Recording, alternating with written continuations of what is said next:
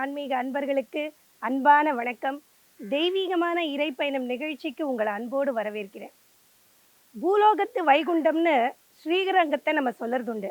எல்லாருக்கும் எல்லா நேரத்திலையும் ஸ்ரீரங்கம் போய் அந்த ரங்கநாதரை வழிபடணுன்ற ஆசை மனதில் இருக்கும். ஆனால் நிஜத்தில் அதை நம்ம நிறைவேற்றணும்னு வரும்பொழுது அது சாத்தியமாகாது. இந்த மாதிரி தான் மன்னர் காலத்தில் சாளுக்கிய மன்னனுக்கு இதே மாதிரி ஆசை இருந்தது.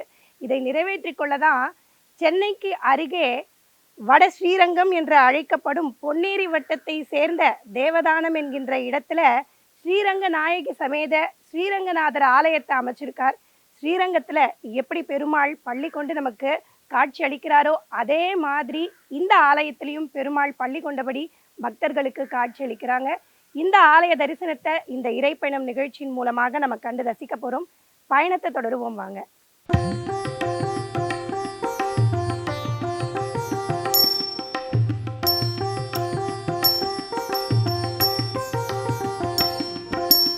எல்லாம் வல்ல எம்பெருமானே ஏழுமலை வாசா, எல்லாம் வல்ல எம்பெருமானே ஏழுமலை வாசா, உன் தின்னருளாலே எல்லாம் நிறைந்தது எங்கள் ஸ்ரீனிவாசா. பொல்லா கலியில் மாந்தரை காக்க வந்த வெங்கடேசா, பொல்லா கலியில் மாந்தரை காக்க வந்த வெங்கடேசா, புனித புஷ்கரணியோடு 66 கோடி தீர்த்த ஈசா, எங்கள் ஸ்ரீனிவாசா, எங்கள் ஸ்ரீனிவாசா, எங்கள் ஸ்ரீனிவாசா, எங்கள் ஸ்ரீனிவாசா.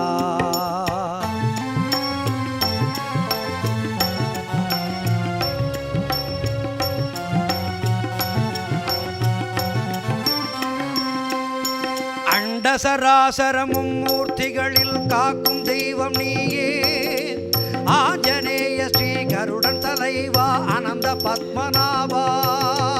அண்டசராசரமும் மூர்த்திகளில் காக்கும் தெய்வம் நீயே, ஆஞ்சநேய ஸ்ரீ கருடன் தலைவா அனந்த பத்மநாபா. புண்டரிகாட்சா பூமகணேச பொன்னம்பலவாசா, புண்டரிகாட்சா பொன்னம்பலவாசா, இந்த பூலோகத்தை வைகுந்தமாக்கும் புனித சுப்பிரபாதா, வேதம் போற்றும் திருமலேசா, எல்லாம் வல்ல எம்பெருமானே ஏழுமலை வாசா, நின் தின்னருளாலே எல்லாம் நிறைந்தது. இந்த இடத்திற்கு ஏன் தேவதானம் அப்படிங்கிற பேர் ஏற்பட்டது அப்படின்னா, இந்த ஆலயமும் இந்த இடமும் தேவர்கள் அளித்த கொடையாக கருதப்படுது. அதனாலதான் தேவதானம் அப்படிங்கிற பேர் இந்த ஊருக்கு ஏற்பட்டிருக்கு. சாளுக்கிய மன்னனுக்கு ஸ்ரீரங்கநாதர் மீது தீராத காதல். அதே மாதிரி ஒரு ஆலயம் அமைக்கணும்ன்ற ஆர்வம் அவருடைய மனதில் இருந்துட்டே இருந்ததுனால ஸ்ரீரங்கம் எந்த அளவுக்கு செழிப்பாக இருந்ததோ அதே அளவுக்கு செழிப்பாக இந்த தேவதானமும் இருந்ததுனால இந்த இடத்துல ஸ்ரீரங்கநாதரை போலவே ஒரு ஆலயம் அமைத்தான் அந்த மன்னன். அதனால இந்த இடத்திற்கு வட ஸ்ரீரங்கம் அப்படிங்கிற நாமமும் இருக்கு. இங்க இருக்கக்கூடிய மூலவர் ஸ்ரீரங்கநாதரை போலவே காட்சியளிக்கிறார். 18.5 அடி நீளமும் 5 அடி உயரமும் இருக்கக்கூடிய மூலவர் சயன கோலத்துல நம்ம தரிசனம் செய்யறது நம்ம மனதிற்கும் நமக்கு கண்களுக்கும் கண்கொள்ளாத காட்சியாக நிறைவான காட்சியாக இருக்கும். மேலும் நிறைய தகவல்கள் இந்த ஆலயத்தை பற்றி இருக்கு. பயணத்தை தொடர்ந்துட்டே அதையெல்லாம் நம்ம தெரிந்து கொள்ளலாம்.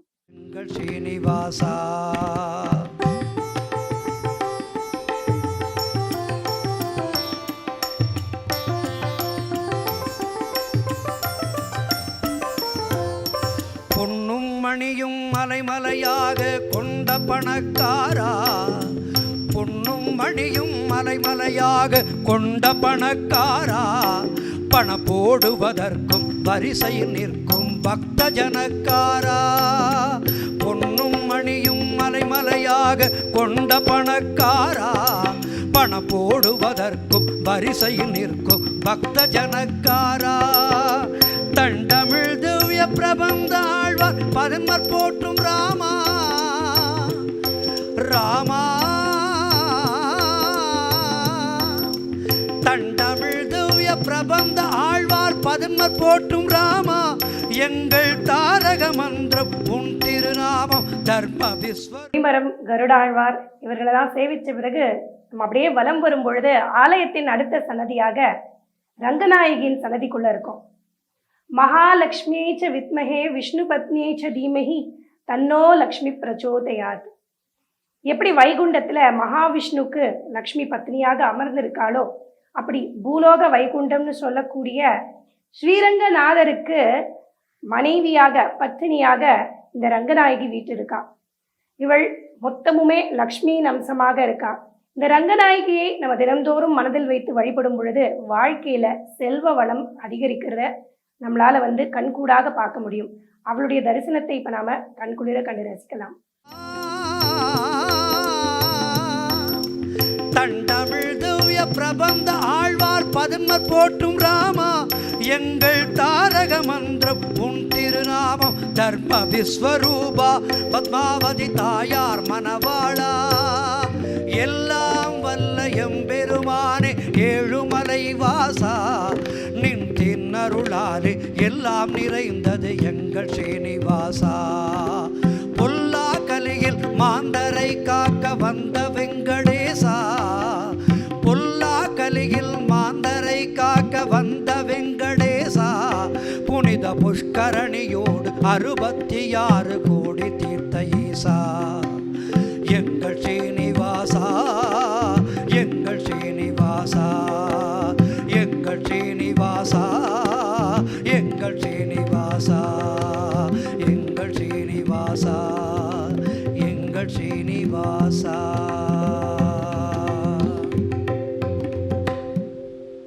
ஜெம் டிவி நேயர்களுக்கு எல்லோருக்கும் வணக்கம். எங்களது தேவதானம் கிராமம். நாங்கள் பாரம்பரியமாக இங்கே தான் இருக்கிறோம். இந்த கோவில் ரொம்ப 1000 வருஷம் பழமையாக இருந்தது. இந்த கோவில் அந்த ஸ்ரீரங்கம் விட ரொம்ப ரொம்ப பெருசு. இது சிலை பெருசு. இதுக்கு பேரே வடஸ்ரீரங்கம் அன்ட்டு பேர் இந்த தேவதானம் கிராமத்துக்கு. இப்போ வைகுண்ட ஏகாதசி அதெல்லாம் நல்லா கொண்டாடுறோம். இங்கே ஒரு 50,000 பேர் வருவாங்க. ரொம்ப இது பக்தியான இது.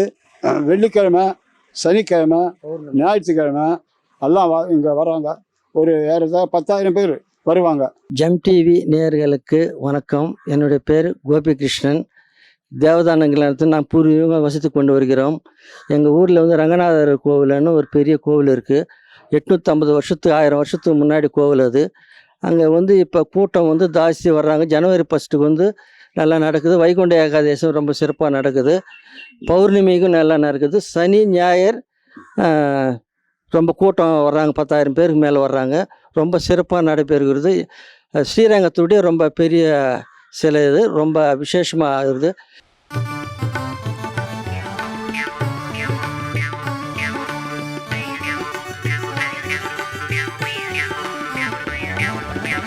கண்ணபுரம் செல்வேன் கவலையெல்லாம் மறப்பே,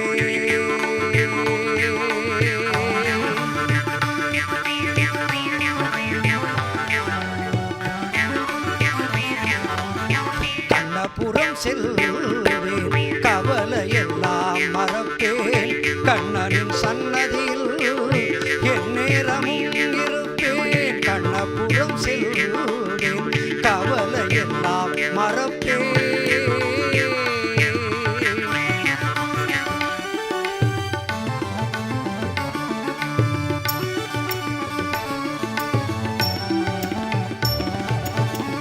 நித்திய புஷ்கரணி நீரினிலே குளிப்பே, நிமிர்ந்த கோபுரத்தை கண்டு கைகள் குவிப்பே.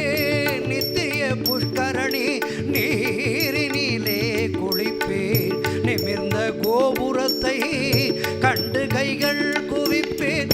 உத்பலாவதக விமானத்தையே நினைப்பேன். உத்பலா ரங்கநாயகியின் திருக்கோலத்தை கண்டு ரசிச்சாச்சு. இந்த ஆலயம் அமைந்திருக்கிறது இயற்கை எழில் சூழ இருக்கு. எப்பவுமே கோவிலுக்கு தல விருட்சம் ரொம்பவுமே சிறப்பு. அப்படி இந்த ஆலயத்தின் தல விருட்சம் பவளமல்லி. இதை தவிர்த்து நிறைய விருட்சங்களும் இந்த ஆலயத்துல பார்க்கலாம். புன்னை மரம், அத்தி மரம், மனோரஞ்சிதம், செண்பகம், இன்னும் கொன்றை மரம், இன்னும் வேறும் நிறைய மரங்கள் இதையெல்லாம் நம்ம பார்க்க முடியும். இதெல்லாம் ஒரு தெய்வீக அழகையும் கண்ணிற்கு குளிர்ச்சியும் இந்த ஆலயத்திற்கு வரும்போது நமக்கு தருது. இந்த ஆலயத்தின் தல வரலாறாக என்ன சொல்லப்பட்டிருக்கு அப்படின்னு பார்த்தீங்கன்னா, சாளுக்கிய மன்னன் ஒரு முறை இங்க படையெடுத்து வரும் பொழுது ஸ்ரீரங்கநாதரை தரிசனம் செய்து அப்படியே வியந்துட்டாராம். அப்படியே ஸ்ரீரங்கநாதரின் மீது அத்தனை காதல் ஏற்பட்டது அந்த மன்னனுக்கு. பிறகு அதே மாதிரி ஒரு ஆலயம் அமைக்கணும் அப்படின்னு அந்த மன்னனின் மனதுல ஆசை எழுந்துட்டே இருக்கு.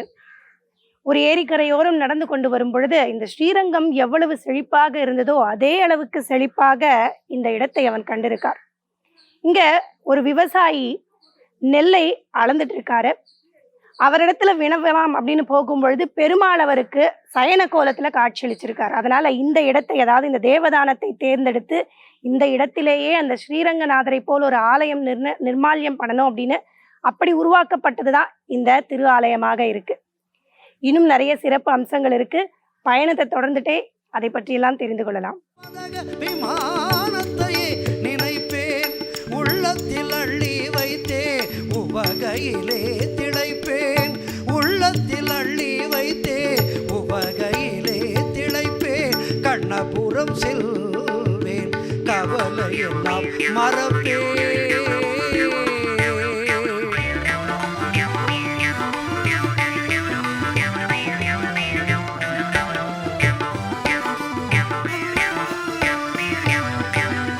கருட மண்டபத்தை கடந்து தொடர்ந்திடுவேன், கண்ணாடி சேவை கண்டு உள்ளம் கசிந்திடுவேன், கருட மண்டபத்தை கடந்து தொடர்ந்திடுவேன், கண்ணாடி சேவை கண்டு கண்கள் கசிந்திடுவேன், பெருமான் சன்னதி முன் பித்தாகி நின்றிருப்பேன், பெருமான். இந்த கோவில்ல இன்னொரு விசேஷமான இடம்னு சொன்னா இந்த புற்று கோவில் தான். இந்த கோவில் எந்த அளவுக்கு பழமையாக இருக்கோ அந்த அளவுக்கு பழமையான புற்று அப்படின்னு இந்த கிராம மக்கள் சொல்றாங்க. இதுல பாம்பு இன்னும் வசிக்கிறதாகவும் இதற்கான பூஜைகள்லாம் செய்யறதாகவும் இங்க சொல்லிட்டு வராங்க. மக்களின் நம்பிக்கை என்ன அப்படின்னா, இந்த புற்றில் பாம்பு எவ்வளவு காலம் வாழ்கிறதோ அவ்வளவு காலம் வரைக்கும் இந்த கோவிலின் சிறப்பு அப்படிங்கிறது என்றென்றும் நீடித்திருக்கும் அப்படிங்கிறது கிராம மக்களின் நம்பிக்கையாக இருக்கு.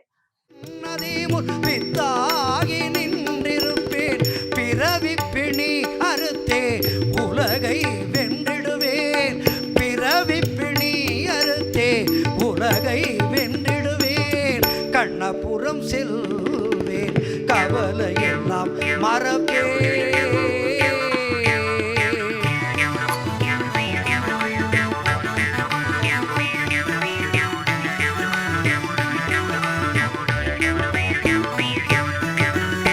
எட்டெழுத்தை சொல்லி கிட்ட நெருங்கிடுவே, ஓம் நமோ நாராயணா, ஓம் நமோ நாராயணா என்று எட்டெழுத்தை சொல்லி கிட்ட நெருங்கிடுவேன், என்னை தெரிகிறதா. ஜெம் டிவி ஆன்மீக நண்பர்களுக்கு வணக்கம். ஸ்ருதஸ்மார்த்தாதிகம் கர்ம நிகிலம் ஜேன சூத்ரிதம் தஸ்மை சமஸ்த வேதார்த்தபிதே விகசனே நமः. ஸ்ருதி ஸ்மிருதிநாதி பூர்ணம் சாஸ்திரகல்லோல சங்கலம் விஷ்ணபக்தியதகம் சுத்தம் வந்தே ஸ்ரீவிஷ்ணு அன்னவாம். சுமார் 1000 வருடத்துக்கு முன்னாடி சாளுக்கிய மன்னர்களாலே சாலிகிராமத்தில் பண்ணப்பட்ட பெருமாள் ஆதிசேஷன் பாம்பு மேலே படுத்துருக்கார். நெல் அளந்து சோர்வில் களைப்பில் மரக்காலை வச்சுட்டு தலையங்கிட நெல் அளந்துட்டு அந்த சோர்வில் மரக்கால் தலகாணி மாதிரி மரக்காலை வச்சுட்டு படுத்துட்டு இருப்பார். ஆதிசேஷன் மேலே படுத்துட்டு இருப்பார். பாம்பிற்கு 3 உடலாக சுற்றி படுத்துட்டு இருக்கும். துப்புல் கொடியிலிருந்து பிரம்மா, ஸ்ரீதேவி, பூமாதேவி, நாச்சார். பெருமாள் சோர்வில் படுத்துட்டு இருக்கிறதால அவர் காலை பிடிச்சி விட்டுருப்பார் ஸ்ரீதேவியும் பூமாதேவியும். பாதத்துக்கிட்ட தும்புருவரும் பக்த ஆஞ்சநேயர் பெருமாளை தவம் பண்ணிட்டு சேவை சாதிச்சுருக்காங்க அவருடைய பாதத்தில், திருவடியில். இவருக்கு திருமஞ்சனம் பண்ணுறதே கிடையாது, தைல காப்பு மட்டும்தான். வருஷத்துக்கு ஒரு முறை கார்த்திகை தீபத்துக்கு 16 நாள் முன்னாடி சாம்பிராணி சந்தனாதி தைலம் அப்படின்ட்டு அந்த தைலத்தை மட்டும்தான் சாத்துவாங்க. மற்றபடி திருமஞ்சனம் பண்ணுறதே கிடையாது, தைல காப்பு மட்டும்தான். 18 அடி நீளம், 5 அடி உசரம். இவருக்கு திருமஞ்சனம் இல்லாதால உற்சவருக்கு தான் திருமஞ்சனம். கௌதக பேரம், ரங்கநாதர், ஸ்ரீதேவி பூதேவி சமேத ரங்கநாத சுவாமி. சுக்கிரனுடைய ஸ்தலம், அதாவது வெள்ளிக்கிழமை விசேஷமான நாள். பெருமாளுக்கு சுக்கிரஸ்தலம் அப்படின்றதால வெள்ளிக்கிழமை பெருமாளை சேவிச்சா விசேஷமானது. அதாவது நம்ம நிலைகள் எந்த தேவைகளாக இருந்தாலும் முதல் கடவுள் ரங்கநாதர் அப்படின்றதால நமக்கு கல்யாணத்துக்காகவோ இல்லை குழந்தைகள் பாக்கியமோ இல்லை வேலைக்காகவோ எந்த ஒரு காரணத்துக்காக இருந்தாலும் பெருமாளை 7 வாரம் 9 வாரம் 11 வாரம் அந்த மாதிரி கணக்கு வைத்து பெருமாளை பிரதட்சணம் 2 நெய் விளக்கு போட்டு வந்தால் உண்மையாக அவர்களுக்கு நிறைய பலன்கள் கிடைக்கும் அப்படிங்கிறது ஐதீகம். அதே மாதிரி நிறைய பேருக்கு நடந்தும் இருக்கிறது இந்த கோயிலுடைய அச்சித்திரமான இது. அதாவது சாளுக்கிய மன்னர்கள் அவங்க கனவுல பெருமாள் பிரத்யட்சமான மாதிரியும் ஸ்ரீரங்கம் போய் சேவிச்சா என்ன பலன் கிடைக்குமோ அந்த பலன் இங்கே கிடைக்கும் அப்படிங்கிறது தான் ஐதீகம். அவ கனவுல பெருமாளை காட்சி கொடுத்த மாதிரி அந்த கனவுல இந்த பெருமாளை இங்கே ஏற்படுத்தி கொடுத்ததா ஒரு ஐதீகம். அதாவது மன்னர் ஏங்கி படுத்துட்டு இருக்கிற மாதிரி அந்த கனவுல பெருமாளை பிரத்யட்சமாக நீ ஏன் ஏங்கி படுத்துட்டு இருக்க, அதே மாதிரி பெருமாள் இங்க அமைச்சுக்கோ அப்படின்னு சொன்ன மாதிரி அந்த ஏங்கி படுத்துட்டு இருக்கிறது அப்ப கனவுல வந்ததை அப்படியே உருவமாக்கி நமக்கு கொடுத்ததா ஒரு ஐதீகம். அதனால் தும்புரவர் ஆஞ்சநேயர் எல்லாமே இங்கே எழுதியிருப்பார். அதுதான் ரொம்ப விசேஷமான ஒரு சக்தியும். இங்கே மற்ற எல்லா இடத்துலையும் ராமர்கிட்ட தான் இப்போ ஆஞ்சநேயர் இருப்பார். ஆனால் இங்கே ராமரே பூஜை பண்ண ஆஞ்சநேயர் இங்கே ரங்கநாதர்கிட்ட திருவடியில் இருக்கார். அதுதான் விசேஷமான ஒரு சக்தி. இங்கே உற்சவாதிகள் எதுவும் கிடையாது, பிரம்மோற்சவங்கள் அந்த மாதிரி எதுவும் இல்லை. ஆனால் ஒவ்வொரு வைகுண்ட ஏகாதசி, ஜனவரி 1 கல்யாணம், பங்குனி உத்திர திருக்கல்யாணம், அந்த மாதிரி எல்லா உபயங்களும் அந்த அலங்காரத்தோடு இது பண்ணி பெருமாளுக்கு உபயங்கள் எல்லாமே நடத்துவாங்க. இங்கே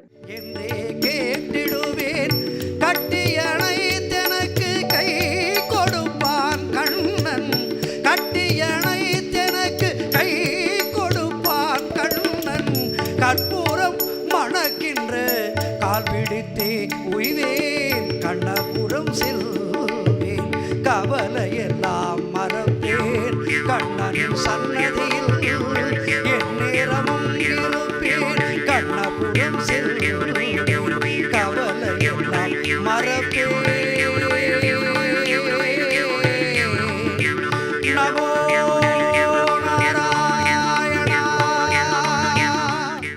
ஆலயத்தின் கருவறைக்குள்ள நம்ம நின்றுட்டு இருக்கோம். மிகவும் தெய்வீக சக்தி நிறைந்த கருவறையாக இருக்கு.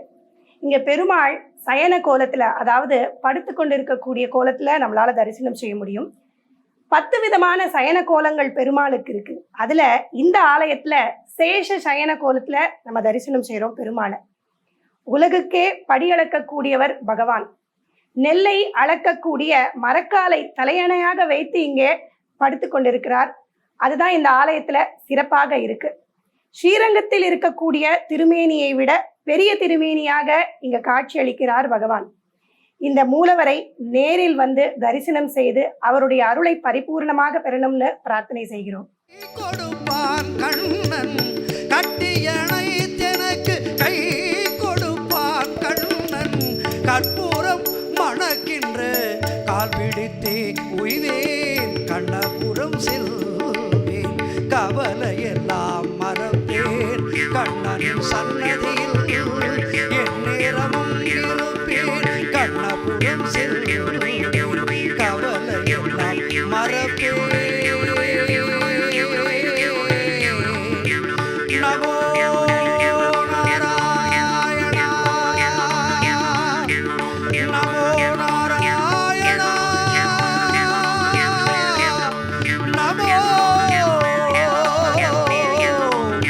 நாராயணா.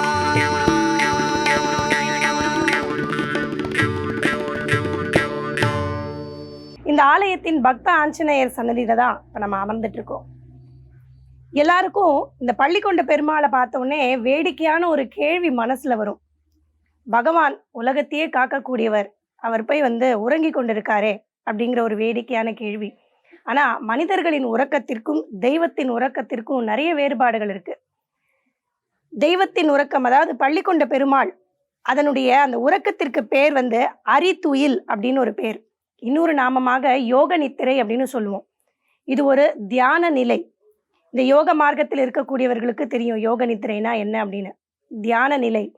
பெருமாள் பள்ளி கொண்டிருந்தாலுமே கூட ஒரு தியான நிலையில் இருந்து இந்த உலகத்தின் சிருஷ்டியையும் காக்கும் தொழிலையும் செய்து கொண்டு வரார் அப்படிங்கிறது தான் புராணங்கள் சொல்லிட்டு இருக்கு. இந்த உறக்கத்தின் மூலமாக ஹரிக்கு நிறைய சக்திகள் கிடைக்கும், அதன் மூலமாக படைக்கும் தொழிலான பிரம்மாவை எல்லாம் தோற்றுவித்தார்னு புராணங்கள்ல நிறைய கதைகள் இருக்கு. மனிதர்களின் உறக்கத்துல கனவு அப்படிங்கிற ஒரு விஷயம் வரும். அதுல எத்தனையோ விஷயங்கள் நம்ம கனவாக கண்டிருப்போம், நிஜத்துல நடக்கிற மாதிரியே தோணினாலும் உறக்கத்திலேருந்து எழுந்த பிறகு அது ஒரு பெரிய மாயை போல இருக்கும். அதே மாதிரிதான் யோக நித்திரையில மாயையை கொண்டு நம்ம எல்லோரையும் காத்து வருகிறார் மகாவிஷ்ணு.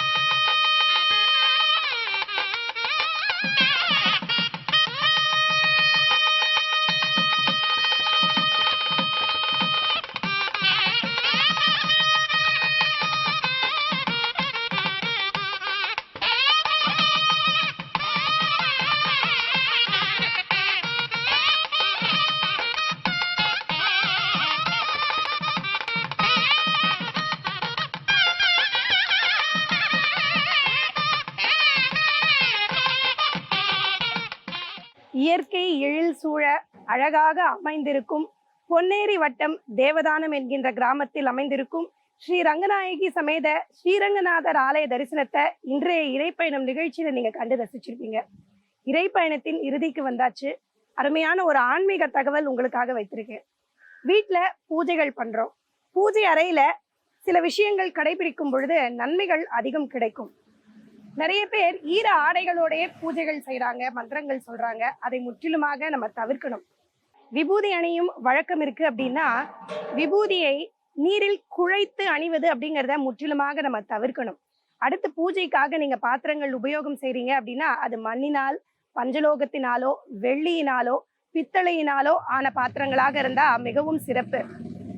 பூஜை அறையில விளக்கேற்றோம். அது வெறும் தரையில வைக்காம ஒரு தட்டிலோ அல்லது மரப்பலகையின் மீதோ வைப்பது உகந்ததாக இருக்கும். தினமும் அந்த விளக்குக்கு திரியை மாற்றுவது அப்படிங்கிறத வழக்கமாக நீங்க வைத்துக் கொள்ளணும். பூஜை அறையில கட்டாயம் இருக்க வேண்டிய 2 விஷயங்கள் அப்படின்னு பார்க்கும் பொழுது, ஒன்று ஒரு பாத்திரத்தில் நீர் வைப்பது, இன்னொன்னு வலம்புரி சங்கு. இந்த குறிப்புகளை நீங்க பயன்படுத்திட்டு வாங்க, நிச்சயம் நல்ல பலனை பெற முடியும். இந்த அருமையான ஆன்மீக தகவல் உங்களுக்கு பயனுள்ளதாக இருக்கும்னு நம்புறேன். மீண்டும் வேறு ஒரு இறைப்பயணம் நிகழ்ச்சியில உங்களை சந்திக்கும் வரை பக்தியுடன் விடைபெறுவது மீனாட்சி சுப்பிரமணியன்.